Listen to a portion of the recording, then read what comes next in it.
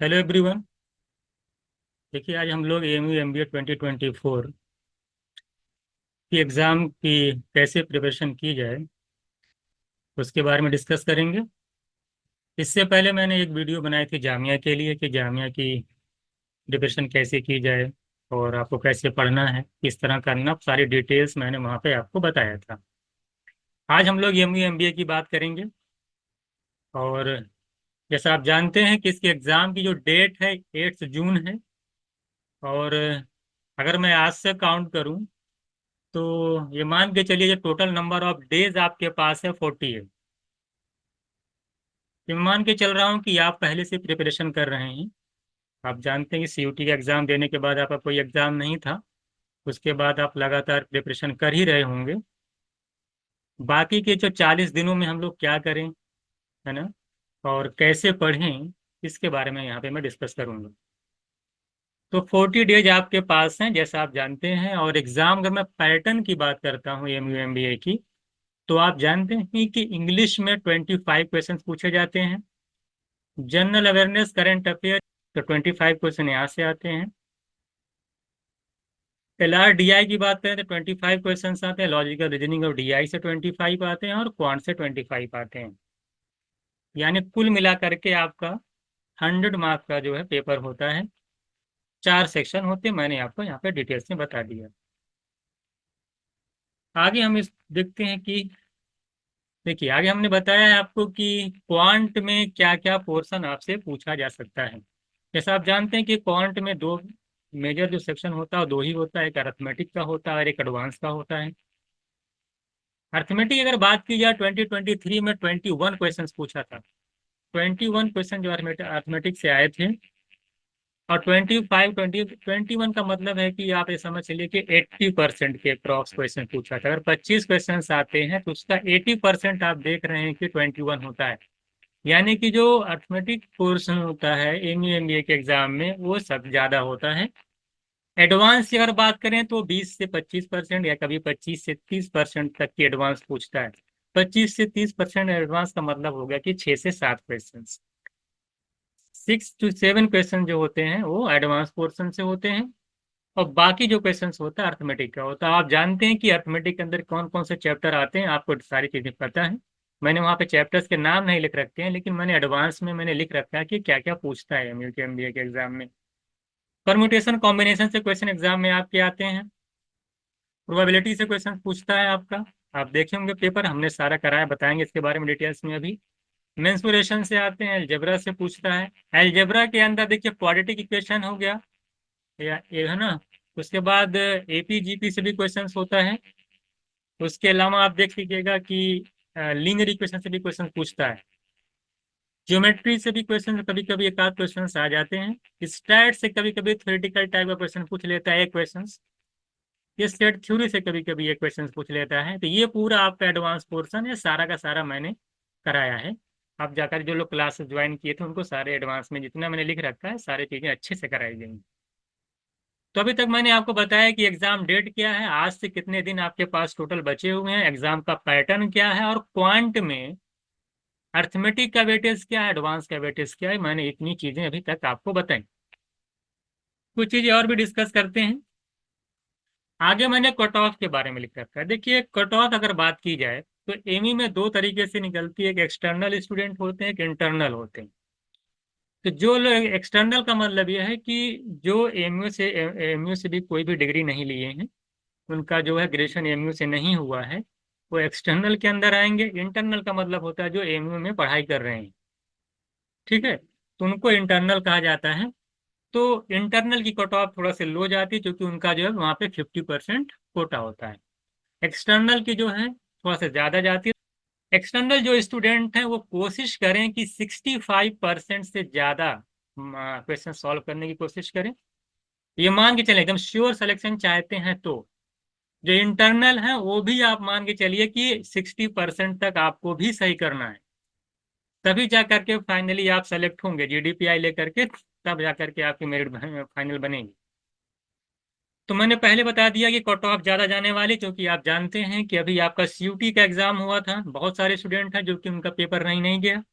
तो उनके पास 3 एग्जाम थे, जैसे मैंने आपको बताया था, अभी सीमेट होने वाला है। उसके बाद देखिए 2 एग्जाम आपका उनका जामिया और एमयू का है। तो लगातार तैयारी कर रहे हैं, पहले फॉर्म भी कम पढ़ते थे और फॉर्म भी ज्यादा पढ़ रहे हैं। तो आप इस एग्जाम को बिल्कुल हल्के में नहीं लेना, आपको तैयारी आपको बहुत जबरदस्त लेवल की करनी पड़ेगी। बात समझ में आया कि नंबर ऑफ स्टूडेंट अब बढ़ चुके हैं। इसलिए मैं कह रहा हूँ, चाहे इंटरनल हो चाहे एक्सटर्नल हो, अच्छे से तैयारी करें। मैंने आपको बता दिया कि 60% तक आपको लाना है इंटरनल वालों को, 65% एक्सटर्नल वाले कोशिश करेंगे क्वेश्चन सॉल्व करने की। अब मैं बता रहा हूँ कि कैसे आपको प्रिपरेशन करनी है, थोड़ी सी इसके बारे में भी जान लीजिए। देखिए, मैंने आपको बताया कि एमयू का मॉक हम लोगों ने प्रोवाइड कराया है। 5 मॉक आता है, आप कहीं से मॉक ले सकते हैं। अगर आप हमारे यहाँ लेकर, हमने 5 मॉक्स है एमयू का, और आपको 20 सेक्शनल टेस्ट दिए जाएंगे। पीवाईक्यू आपको ऑल चैप्टर्स के करने। ये जो मैंने लिख रखा है ना, ये उन स्टूडेंट्स के लिए लिख रखा है जिनकी तैयारी कंप्लीट है, जिनकी प्रिपरेशन क्या है, कंप्लीट होगा। ये प्रिपरेशन कंप्लीट का मतलब ये है कि उनको कॉन्सेप्ट में कोई दिक्कत नहीं है। उन्होंने सारा रीजनिंग का कॉन्सेप्ट पढ़ रखा है, क्लासेस देख रखी हैं, और उन्होंने क्वांट की सारी क्लासेस देख रखी हैं, सारा कॉन्सेप्ट उनका क्लियर है। तो ऐसे लोग जिनके जिनके कॉन्सेप्ट पूरे क्लियर हैं, सिर्फ प्रैक्टिस करनी है, तो उनके लिए मैं बता रहा हूँ कि भाई एमयू का 5 मॉक्स है हमारे तरह, हमारे यहाँ आप उसको ले सकते हैं। और जितने भी मैंने ऑल चैप्टर्स यूट्यूब पे कराया है, पीवाईक्यू चैप्टर वाइज सारा पीवाईक्यू यूट्यूब पे कराया गया है। वो पूरा पूरा पीवाईक्यू आप जरूर सॉल्व करें। ये देखिए पीवाईक्यू मॉक, और यहाँ सारा कर लेंगे, इतना काफी। इसी की प्रैक्टिस बार बार आपको करनी, इतना आप कर सकते हैं। साथ ही साथ मैंने यूट्यूब पे 20, 2020, 2021, 2022 और 2023, ये 4 साल के जो पेपर हैं, यूट्यूब पे पूरा एक कंप्लीट कंबाइन करके एक वीडियो पड़ी है, उसको आप जाकर देख सकते हैं। हम लोग ने पूरा अच्छे से इसको कराया है। ये भी देख सकते हैं आप, चैप्टर वाइज भी कर सकते हैं। बाकी मैंने प्रैक्टिस की बात बताई, हम उन स्टूडेंट्स की बात कर रहे हैं जिनकी मतलब तैयारी हो चुकी है, उन्हें क्लासेस वगैरह उनको नहीं देखनी, उनको बस सिर्फ प्रैक्टिस करनी है, तो उनके लिए ये चीज़ है।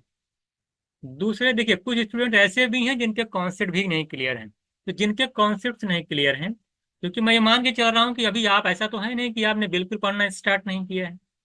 मैं ये मान के चल रहा हूँ कि आपकी तैयारी जो है, चेक कर रहे हैं आप लोग, तैयारी आपकी चल रही है। अब 40 डेज बचा हुआ है आपका, और हो सकता है कि इस अभी तक आपके जो है पूरे कॉन्सेप्ट क्लियर नहीं हुए हों, रीजनिंग में कुछ टॉपिक्स छूट गए हों, मैथ्स में कुछ टॉपिक्स छूट गए हों। तो उनके लिए हम बताऊं, मैं हमारे पास क्लासेस हैं रिकॉर्डेड फॉर्म में, आप उसको ले सकते हैं। सारा मैंने एक तरफ से जो है, सब आपको, रीजनिंग का, जनरल अवेयरनेस है, क्वांट है, सबका पूरा रिकॉर्डेड फॉर्म में, आप चाहे बढ़ा बढ़ा करके तेजी से आप देख सकते हो। सारा कॉन्सेप्ट जो 20-20 मिनट के अंदर हर एक चैप्टर का कॉन्सेप्ट बताया गया है, उसको देख लीजिए, आपका वहां से कॉन्सेप्ट का क्लियर हो जाएगा। आधे घंटे लगेगी वीडियो देखने में, और सिर्फ कॉन्सेप्ट की बात कर रहा हूँ। उसके बाद प्रैक्टिस सीट भी आपके पास है, वहाँ सेक्शनल टेस्ट भी आपको मिल जाएगा, 5 मॉक मिलेगा ही मिलेगा, जीडीपीआई भी आपको मिलेगी। देखिए, इसमें अगर आप एग्जाम पास कर जाते हैं तो आपको इसमें जीडीपीआई भी आपकी फ्री रहेगी। और साथ ही साथ एक डाउट ग्रुप पे भी ऐड कर दिया जाएगा। आप वहाँ कोई भी क्वेश्चन अगर आपको नहीं आता है तो वहाँ पर आप पोस्ट कर सकते हैं। तो यहाँ ये जो आप क्लासेस लेंगे उनके लिए ये सारी फैसिलिटीज, अगर आप चाहते हैं तो इस तरह से आप तैयारी कर सकते हैं। प्रैक्टिस प्लस क्लास करके आपको इस तरह से तैयारी आपकी कंप्लीट हो जाएगी। अब देखिए, ये चीजें तभी हो पाएंगी कि जब आप 10 से 12 आवर्स आप अपना टाइम दीजिए। आपको बहुत अच्छे लेवल की मेहनत करनी पड़ेगी, अच्छे तरीके से सीरियस होकर के, और लगातार कंटिन्यू, नहीं कि एक दिन पढ़ाई कर दूसरे दिन पढ़ाई नहीं कर रहे हैं। कंटिन्यू अगर आप पढ़ना जानते हैं, आप सीरियस हैं एमबीए एमबीए के एग्जाम के लिए, अगर आप एमबीए एमबीए के एग्जाम के लिए सीरियस स्टूडेंट्स हैं, और 10 to 12 आवर्स आप देख सकते हैं, बैठ सकते हैं पढ़ने के लिए, तो ये 100% मेरी गारंटी है कि आपका सिलेक्शन हो जाएगा। इतना अगर आप कर जाते हैं, पेपर का कोई लेवल नहीं होता है। 25 क्वेश्चन में बता दूं, मैथ जो आती है, 2 और 3 क्वेश्चन को अगर छोड़ दिया जाए तो 20+ आसानी से आप कर सकते हैं। रीजनिंग में 20+ कर सकते हैं। अगर मैं बताऊं कि मैं आपसे कहूं कि क्वांट की रही बात, तो क्वांट में अगर 25 क्वेश्चन पूछा जाता है तो आसानी से आप 20+ कर ले जाएंगे, जितना मैंने बताया है। रीजनिंग की रही बात 25 में है, कम से कम 20+ तो इसमें भी हो जाएगा, इसका डीआई बहुत आसान आता है। तो 20+ तो इसी में हो जाएगा जिसका। हो सकता है कुछ लोगों की क्वांट सही नहीं हो, तो ये क्या नाम है, उनकी रीजनिंग क्या नाम है, इंग्लिश अगर अच्छी है तब वहाँ पे आपको इंग्लिश में अच्छा करना होगा, इंग्लिश आप ठीक ठाक कर जाइए। इसी तरीके से आपका जीए है, करंट अफेयर्स अगर आप सही से पढ़ रखे हैं, जनरल अवेयरनेस आपका ठीक ठाक तैयार है ना, तो वहां से भी आप अच्छे क्वेश्चंस कर सकते हैं, उन लोग जो लोग क्वांट्स नहीं कर पाते हैं। तो कुल मिला करके देखिए, आपको अगर आपकी क्वांट रीजनिंग सही है तो बहुत आसान है, रीजनिंग तो सभी लोग कॉमन होता है।